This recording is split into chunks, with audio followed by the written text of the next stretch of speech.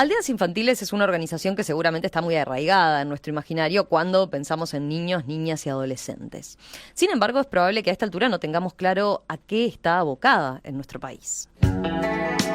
Esta organización, de origen austríaco, que trabaja en Uruguay desde 1960, busca proteger la infancia y la niñez y hace foco en un diferencial: la importancia que le dan a vivir en familia.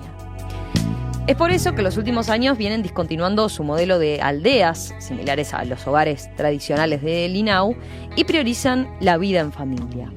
Vamos a profundizar en cuál es la tarea de Aldeas Infantiles hoy en nuestro país. Vamos a conversar en los próximos minutos al respecto con la directora nacional de Aldeas Infantiles, la psicóloga Verónica Burstein. Verónica, bienvenida. ¿Cómo Muchas estás? Gracias. ¿Todo bien? Todo bien. Y también nos acompaña el director programático de Aldeas Infantiles, Samuel Diogo, licenciado en Trabajo Social. Samuel, bienvenido también. Un gusto. ¿Todo bien? Muchas gracias. Un placer. Bueno, primero, a ver, ubiquemos a Aldeas así más en general. ¿Qué tamaño tienen Aldeas Infantiles? ¿Cuántas personas? ¿Cuánto es primero el equipo de Aldeas? Sí, el equipo de Aldeas Infantiles somos casi 800 colaboradores que trabajamos en los distintos servicios. Es un equipo grande, es una organización muy nutrida en recursos por el tipo de tarea que hacemos. Y bueno, trabajamos con más de 2.100 niños, niñas y adolescentes, 1.800 familias, y bueno, y algunos de nuestros servicios son 24/7, 365 días al año, ¿no? Ahí está, pero ahí estás hablando 2.200 niños en todos los diversos... En todos los diversos servicios. Bien, perfecto. Vayamos a eso. A ver, primero, ustedes trabajan, por ejemplo, en convenio con el INAU, ¿no? Sí. Una primera pregunta podría ser, a ver, ¿por qué se necesita una organización de la sociedad civil, digamos, en este tema, ¿no? Donde hay un instituto específico para el niño, niña y adolescente? ¿Es que el INAU no da abasto, digamos, y ustedes cumplen ahí una tarea de soporte, de ayuda, de otro tipo de trabajo?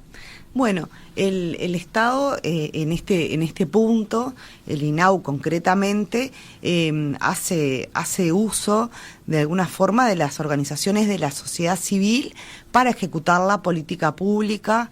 Realmente es un tipo de labor en la que hay que estar muy en el detalle, donde de alguna forma es necesario que haya varios actores, de alguna manera que se repartan la tarea. Uh-huh. Si bien INAU conserva algunos centros oficiales, uh-huh, propios del INAU, propios del INAU, con funcionarios del INAU, es bastante amplio el tema de delegar de alguna forma en convenios con las organizaciones de la sociedad civil para cumplir tan ardua tarea que es enorme, ¿no? Y ahí Aldeas Infantiles entonces juega un rol importante. Aldeas juega un rol importante en diferentes proyectos. Todos nuestros servicios actualmente están conveniados con el INAU. También esto es importante porque el INAU es el ente rector de infancia y adolescencia de Uruguay, donde ellos también realizan un contralor de los servicios que se prestan, de la calidad, de la transparencia, y eso es muy importante, y también tiene sus líneas programáticas, amén de que cada organización según su especificidad le pone su sello, su plus, su impronta, su forma de trabajo. Ahí, exacto. Vayamos a eso. A ver, están mencionando distintos tipos de servicios. Expliquemos, por ejemplo, uno, capaz que uno para empezar, porque tiene sus particularidades. Uno tiene que ver con, por ejemplo, clubes de niños, clubes de niños, clubes... centros juveniles, no me salió la expresión. CAIF también. CAIF. Ahí, en esa línea, ¿en qué contextos trabajan? ¿Cuántos niños abarca?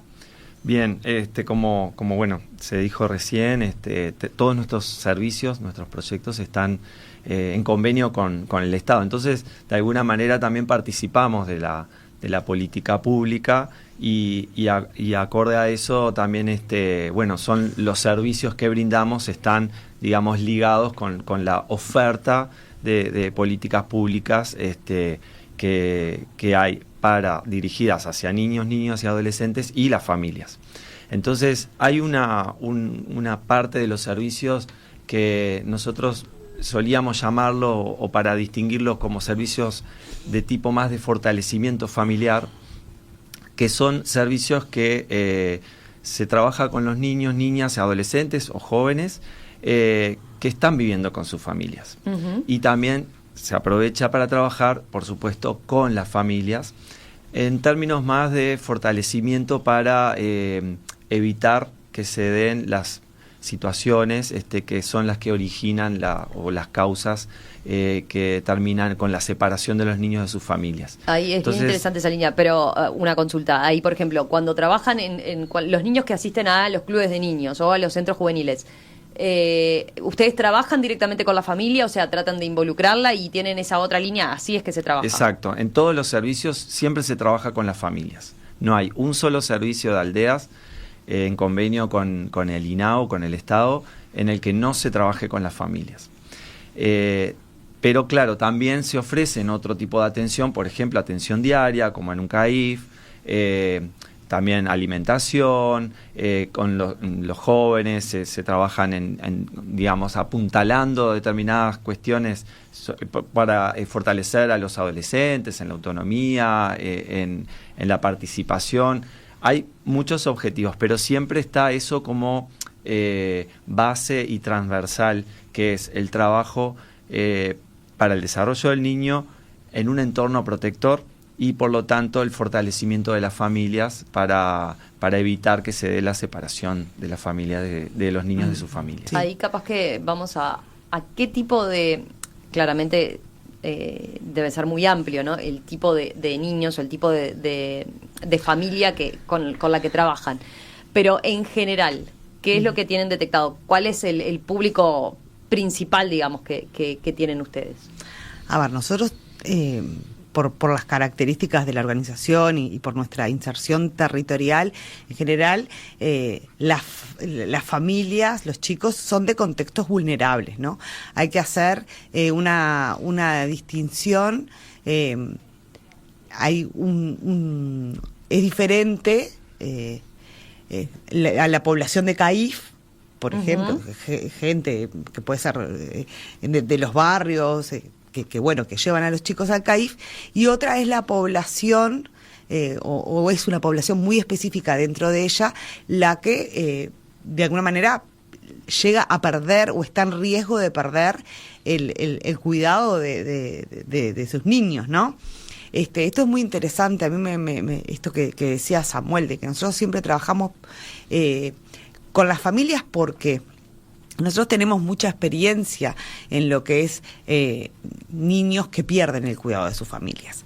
Y la verdad que nunca tiene que ver con algo propio del niño, claro, de la niña o del adolescente. Es el contexto. Es el contexto. Es donde le tocó nacer, donde le tocó criarse, los adultos que le tocaron de referentes y sus circunstancias. Entonces, eso es como... es muy difícil lograr cambios significativos en la vida de los niños, niñas y adolescentes si uno no interviene en el plano de la familia. Porque nosotros reivindicamos la convivencia familiar en el sentido de que los niños necesitan un entorno familiar para desarrollarse plenamente. En un ambiente familiar puede ser su familia, con alguien de la familia que no sean sus padres, puede ser con una familia en forma transitoria, en forma permanente, una familia adoptiva. Y bueno, cuando nada de eso es posible, es el trabajo nuestro que hacemos, que es el cuidado de niños, niñas y adolescentes que viven con nosotros, que tiene que ser por el menor tiempo posible. Esa es la otra línea de trabajo. Esa es la otra línea de trabajo. Pero yendo a esto que dicen de la importancia del trabajo con la familia, ¿no? En contextos vulnerables, en contextos...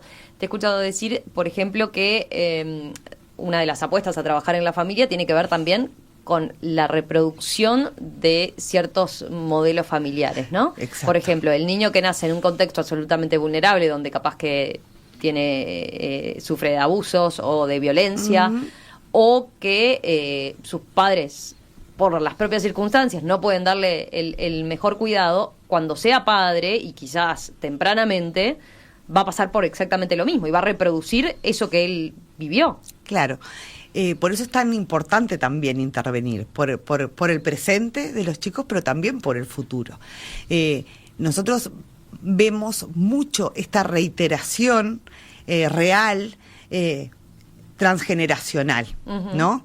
Y diríamos que cuantas más generaciones hace que vienen estas situaciones de pobreza, de exclusión, de abuso, de violencia, es mucho más difícil de revertir porque es mucho más profundo el daño. Entonces, eso lo tenemos bien estudiado. Nosotros conocemos muy bien las causas por las que los niños, niñas y adolescentes terminan ingresando al sistema de protección especial porque pierden el cuidado de sus familias. Entonces, por eso decimos, es tan importante intervenir en la familia y en las causas que pueden derivar en la separación familiar. Sobre todo porque esas causas tienen que ver siempre con vulneraciones de derechos de los niños. Entonces, y a veces ahí estamos hablando sobre todo de violencia, de abuso, sí, también de contextos, por ejemplo, de papás en situación de discapacidad. Hay varias, como siempre decimos, es multifactorial, ¿no? La primera, yo siempre digo, de los que llegan al sistema de protección especial, hay algo que es bastante característico, que le diría que está presente en todos, tiene que ver con que existe la pobreza. Pobreza en el amplio sentido de la palabra, ¿no? Pero también pobreza socioeconómica. Y esto en general se va a atravesar con otras condiciones, con la violencia, el abuso, la negligencia, pero también con situaciones de discapacidad y adultos que tienen una situación de discapacidad, pero que además están muy solos o no acceden a servicios de soporte, o también el tema de la salud mental de los adultos, que no siempre acceden a tratamientos apropiados. Entonces, ahí se genera... Ahí estás tocando un tema que capaz que no lo tenemos así como en el primer radar de lo que cuando pensamos en esas situaciones de vulnerabilidad. Está bien, un contexto de pobreza en un amplio sentido, pero después realidades o temáticas que están cada vez más en la sociedad. Sí. Vos decís, padres que capaz que tienen un problema de salud mental y no lo pueden... no tienen un tratamiento adecuado o no lo identifican, y eso repercute claramente en el niño. A ver, estas familias tienen problemas que están en todos los niveles socioeconómicos, claro, porque el problema de la discapacidad, el problema de la salud mental, el problema del consumo problemático de sustancias, están en todos los niveles de la sociedad. ¿Cuál es la diferencia? Que ahí es donde radica quizás un poco la solución. Primero, los recursos económicos, que hacen a la diferencia, porque a veces en las familias hay todo tipo de problemas, pero uno tiene recursos económicos como paliar la situación, que van desde recursos para pagar un tratamiento, para pagar una niñera, para pagar un colegio de tiempo completo.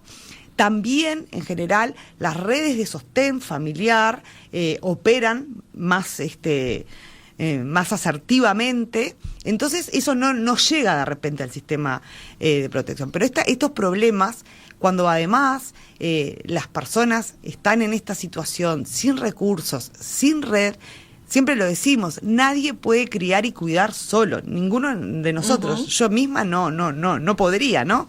Uno tiene que tener recursos humanos, recursos económicos y también recursos simbólicos, recursos que eso es importante.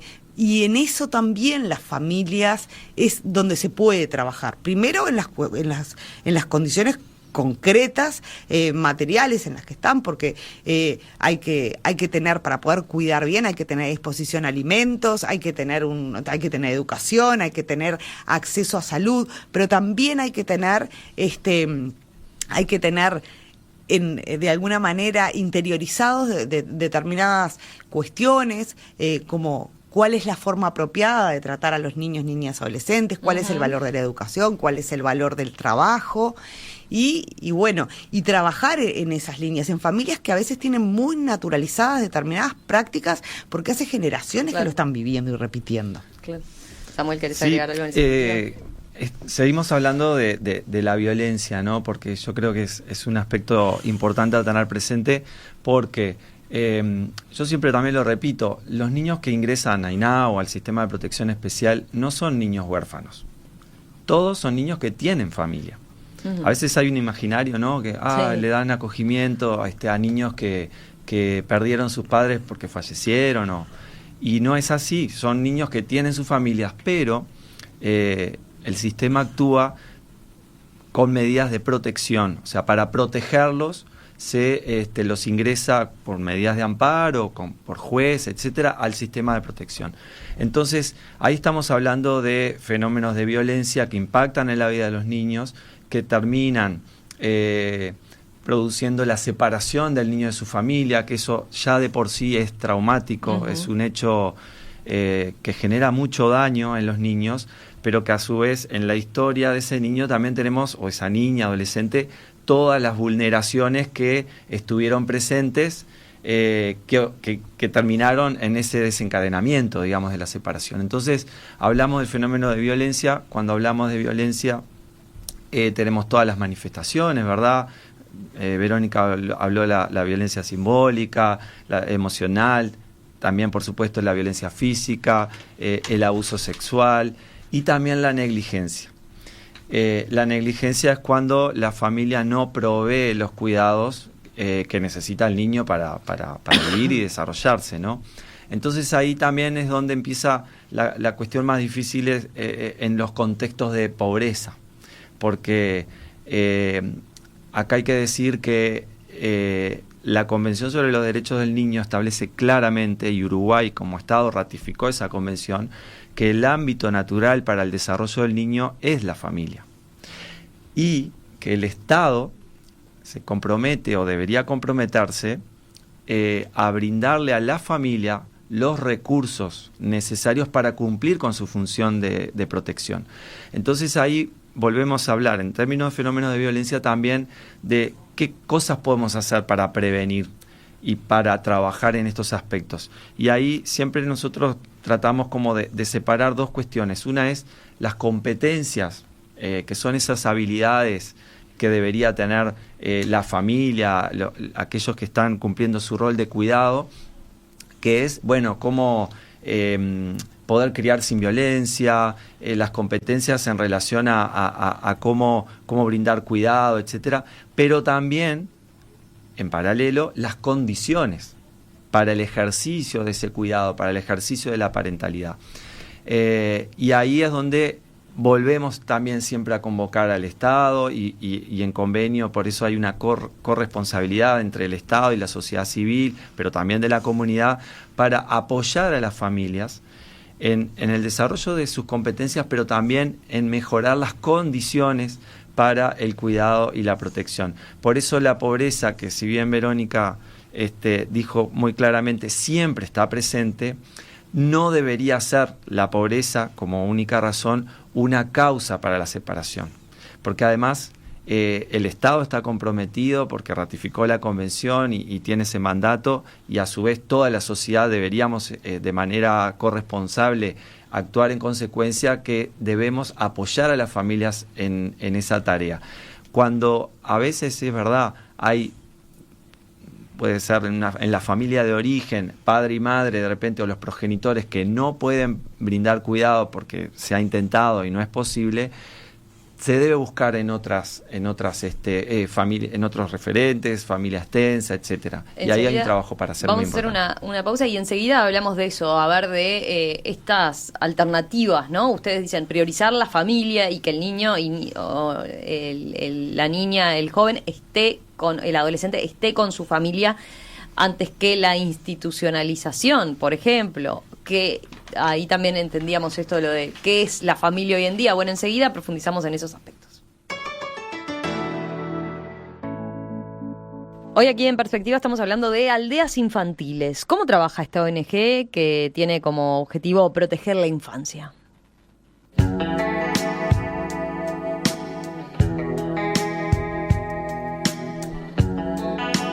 El diálogo es con Verónica Bursting, que es directora nacional de Aldeas, y Samuel Diogo, director programático de Aldeas. Verónica, psicóloga, Samuel, licenciado en trabajo social.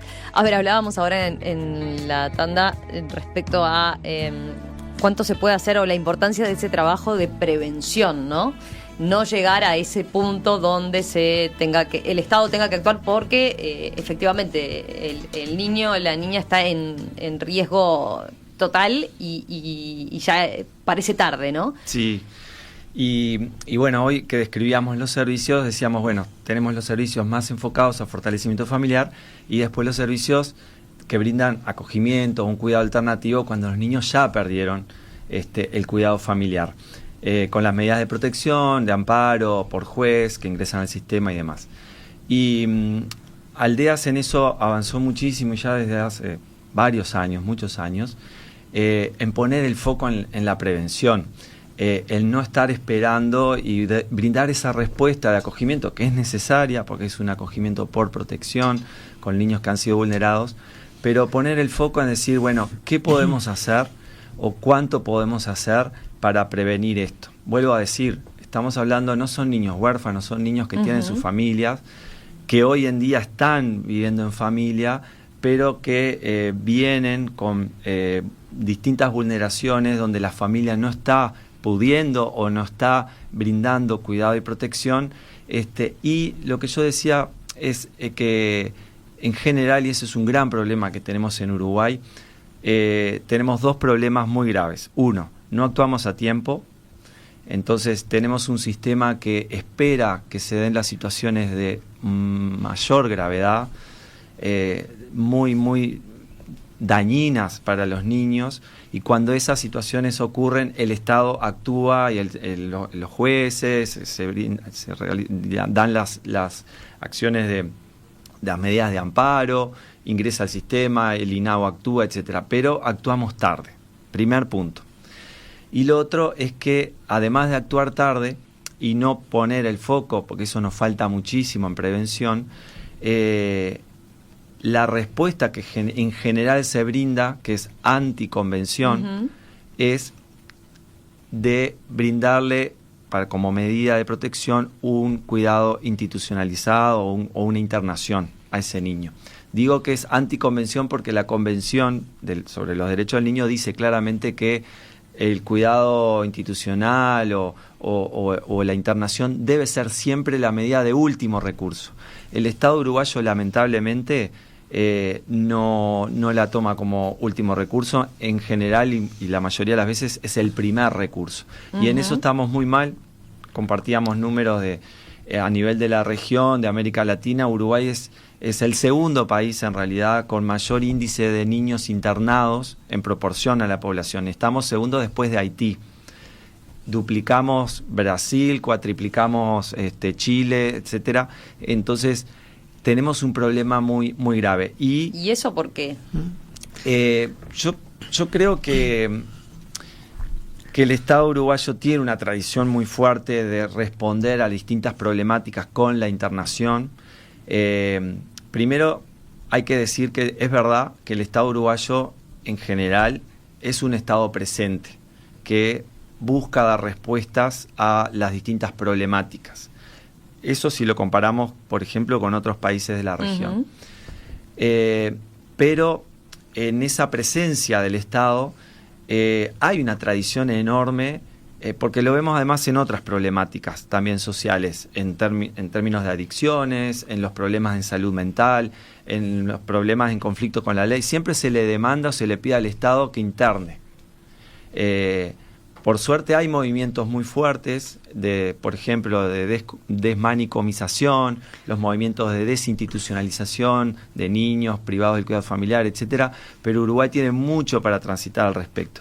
Y eso conjugado con esta otra cuestión de un sistema que se ha vuelto muy experto y tiene un músculo muy fuerte para, cuando se da la situación extrema, actuar. Y ahí yo siempre uso una metáfora que ayuda a ilustrar, que es esto como esperar que los niños caigan del barranco para brindarle ahí la protección y el cuidado. Entonces, el gran desafío, yo creo, es ir arriba y actuar antes que entren en el área de peligro del barranco, ya actuar. Y eso es lo que nos está faltando mucho como sociedad y también como Estado.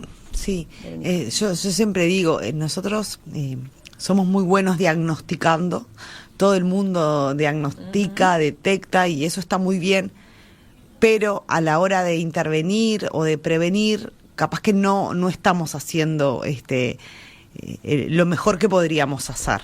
Porque uno puede, en la mayoría de los casos, antelar, prever dónde va a haber un problema. Al tú conocer las causas, ya sabes.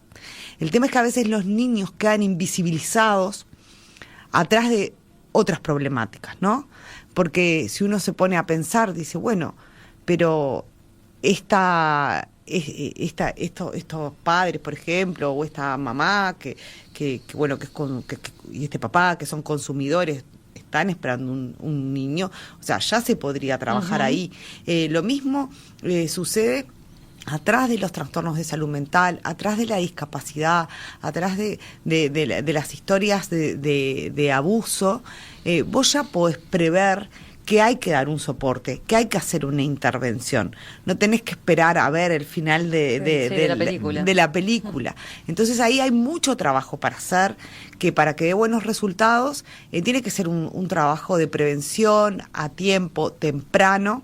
Y yo creo que hay bastante producción de evidencia, se hacen muchos esfuerzos a nivel de la sociedad civil, de la comunidad, del propio Estado, pero a veces daría la impresión de que no se es lo suficientemente audaz a la hora de pensar la prevención y de antelar. Yo creo que se podría hacer mucho más. ¿Para qué? Para evitar el daño.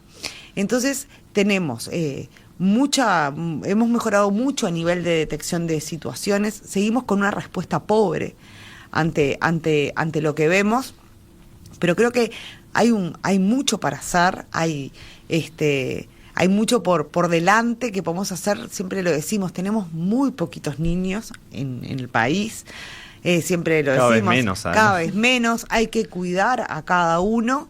Y bueno, y en eso yo creo que tiene que haber un compromiso real de avanzar. También se discrepa mucho en cuál es la mejor forma, ¿no?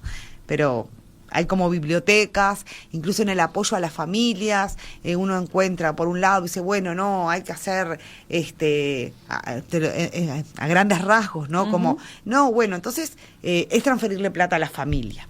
O bueno, no, entonces es intervención con el equipo psicosocial. Y en realidad no es ni una ni la otra, es una combinación de ambas,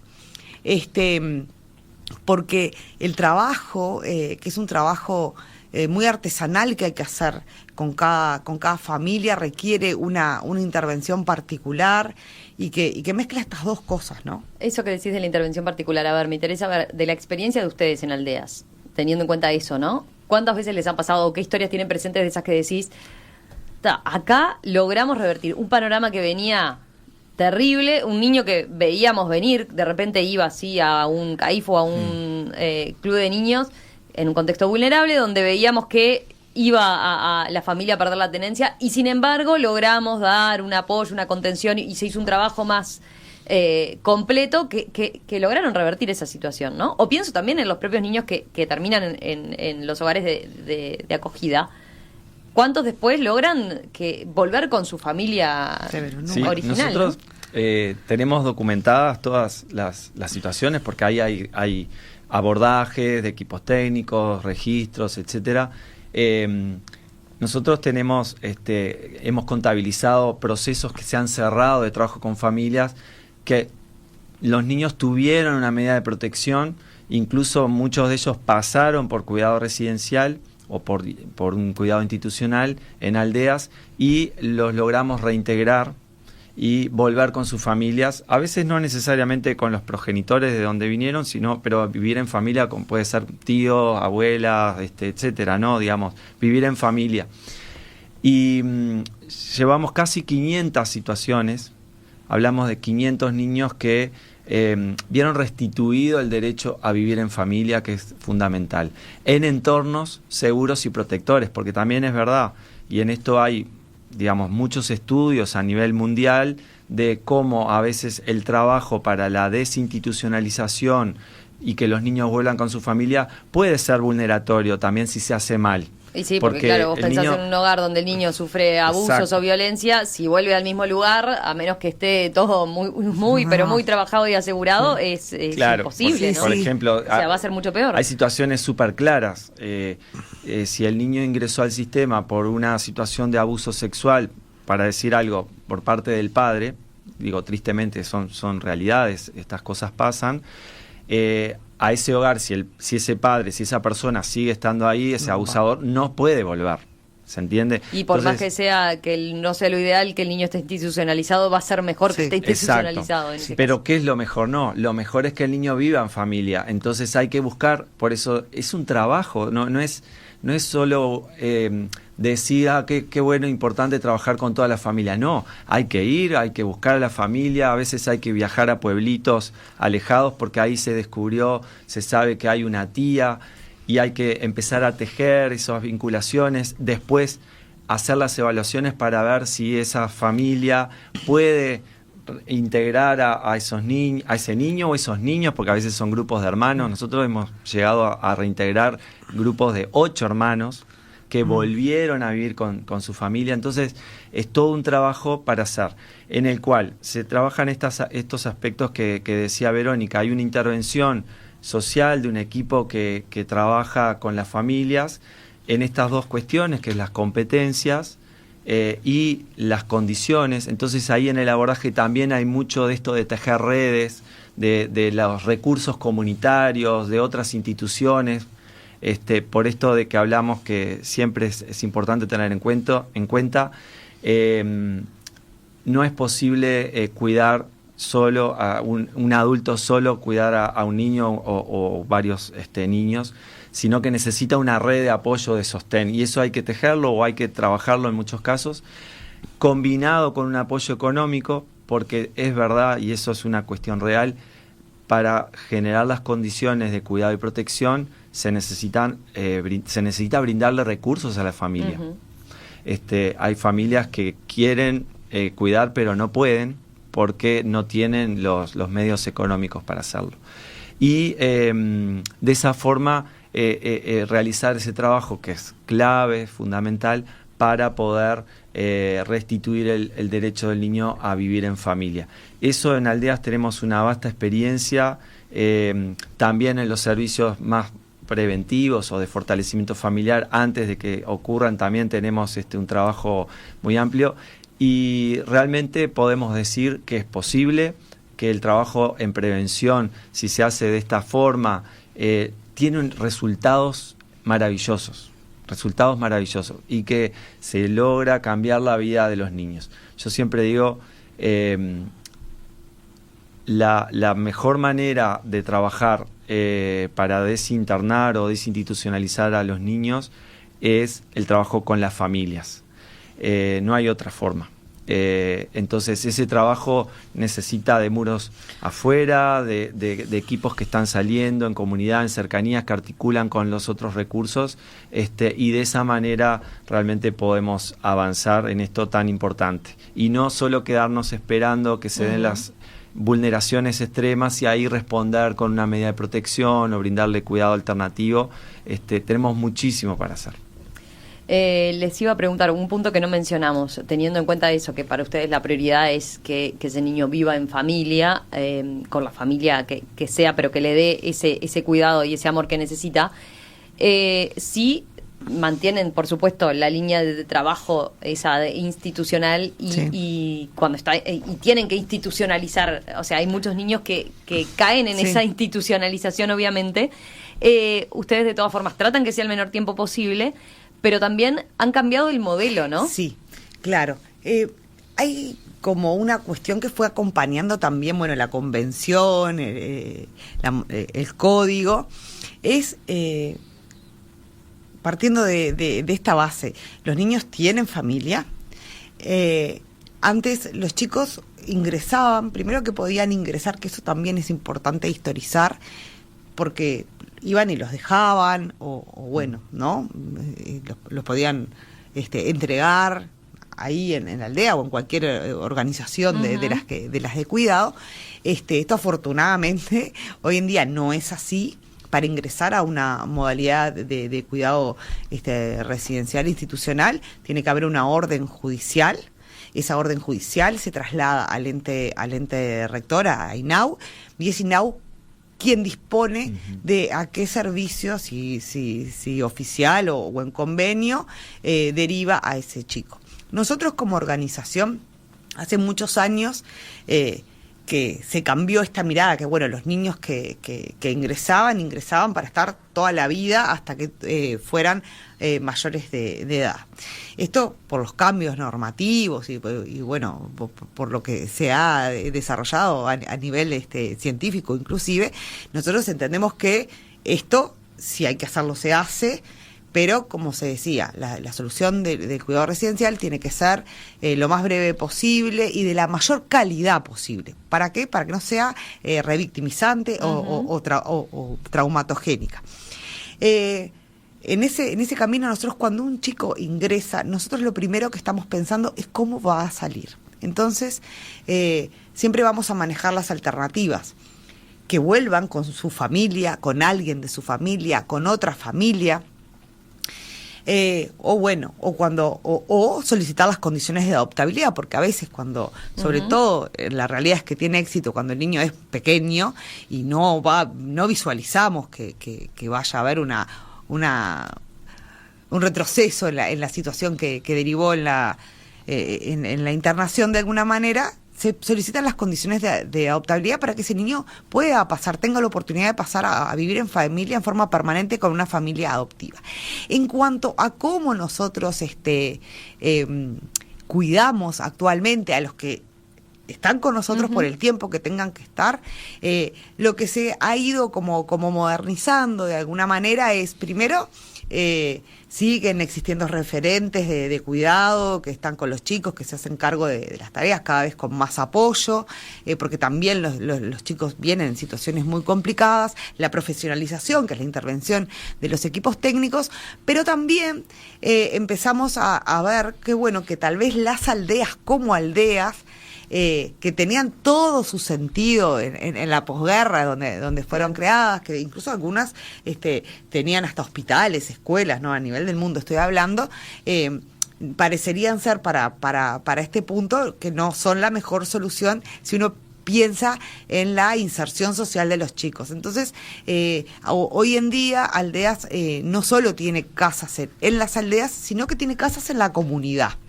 En la comunidad, como cualquier chico de barrio, tratamos de que en las aldeas propiamente estén más bien en las casitas tradicionales, estén más bien los niños más pequeños, pero que a medida que van llegando a la adolescencia, esas casas puedan irse mudando a casas en la comunidad para facilitar la integración social, que puedan ir al liceo, a la UTU, caminando, que se encuentren con los amigos en la plaza, facilitar toda esta cuestión, ¿no? Hay que decir que lo que sí mantiene Aldeas, que ha sido un diferencial, es que Aldeas, si bien es una organización grande y tenemos viviendo con nosotros de alguna manera casi 300 chicos, el modelo es un modelo de un pequeño grupo de convivencia. ¿Por qué? Porque entendemos que más de 7 chicos en una casa no deberían estar, porque es necesario que se parezca lo más posible a un ambiente familiar, que cada cual tenga su cuarto, que tenga su cama, que tenga su ropa.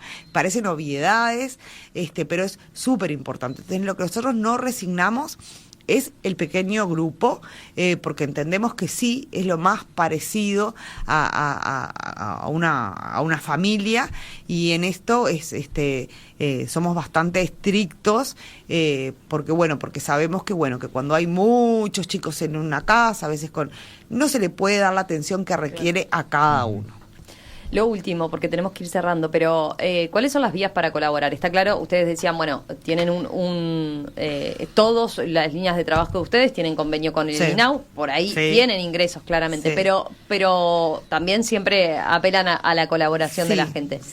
¿Por qué es importante y cuáles son las vías? Bueno, es importante porque si bien nosotros recibimos las transferencias del Estado por nuestros servicios, cierto es que lo que te garantiza no es la modalidad que nosotros usamos, que tiene que ver con eso, con los pequeños grupos, o sea, tendríamos que hacer las cosas de otra manera si nos ceñimos a esos recursos, para mantener la calidad y para agregar todo el plus que nosotros hacemos de trabajo con la familia, de pequeños grupos de convivencia, de acceso a tratamientos, de apoyo pedagógico, de oportunidades de formación, necesitamos, y también para darle calidad a nuestro trabajo. Nosotros en eso tenemos también cuestiones que son federativas, como una política de salvaguarda infantil y juvenil. Tenemos también un rol que es el defensor de la infancia y la adolescencia, que es para como un contralor, para asegurarnos de que la propia organización no se realice más daño del que los niños tienen, y producimos conocimiento. Es realmente un trabajo muy profesionalizado, entonces siempre, o para alcanzar más chicos, o para trabajar en esto de prevención que muchas veces no está cubierto, necesitamos el apoyo de la sociedad, ingresando a aldeas.uy. Bueno, estamos haciendo un sorteo. Ahí es bien fácil porque además dice doná, sí, ¿no? Dice doná. Y, por ejemplo, enviando un SMS al 10104 se puede donar 100 pesos, y desde los teléfonos fijos se puede llamar al 0908 6002 para colaborar con 200 pesos mensuales. Es importante porque, bueno, todo el apoyo que nos pueda dar la sociedad es algo que se invierte directamente en los niños uruguayos que atendemos nosotros, que, como decíamos, son bastantes, y sus familias. Entonces es bien importante porque uno realmente lo nota. Vos me preguntabas alguna historia. Tenemos cientos de historias de familias que después del trabajo, porque a veces estas situaciones tan terribles que vemos están sostenidas. Aún estos casos, por ejemplo, más terribles del abuso, es verdad, el niño no puede volver con un abusador, pero a veces, lamentablemente, la mamá está, por ejemplo, en una casa que está en un terreno que es de ese hombre y no tiene a dónde ir y no hay ninguna respuesta. Y de repente la madre tuvo dificultades para visualizar, porque también a ella le pasó lo mismo, pero cuando lo visualiza y cuando tiene toda la voluntad de salir de esa situación, hay que darle un apoyo. Entonces a veces las familias no es que no quieren, no pueden cuidar porque no tienen las condiciones.